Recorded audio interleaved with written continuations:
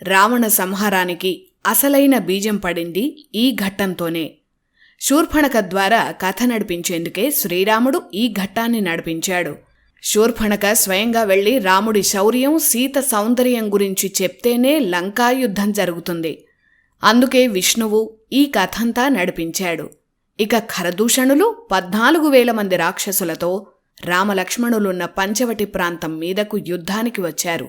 ఈలోపే సీతమ్మను రక్షించేందుకు ఒక పర్వత గుహలోకి లక్ష్మణుడు తీసుకువెళ్లి ఆమెకు కాపలాగా ఉన్నాడు.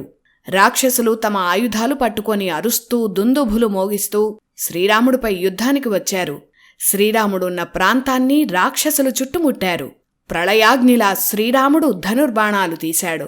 దక్షయజ్ఞాన్ని నాశనం చేసిన రుద్రుడిలా రాముడు సిద్ధంగా ఉన్నాడు. చుట్టూ 1000 సంఖ్యలో రాక్షసులు, మధ్యలో ధనుస్సు పట్టుకొని ఒక్కడే శ్రీరాముడు. ధైర్యం మనిషి రూపంలో ఉంటే ఎలా ఉంటుందో ఆ రోజు ఖరదూషణులు చూశారు. అంతమంది అతి ప్రమాదకరమైన ఆయుధాలతో చుట్టుముట్టినా బెదురు లేకుండా ధైర్యంగా నిల్చున్న శ్రీరాముణ్ణి చూసి ఖరదూషణులే బెదిరిపోయారు.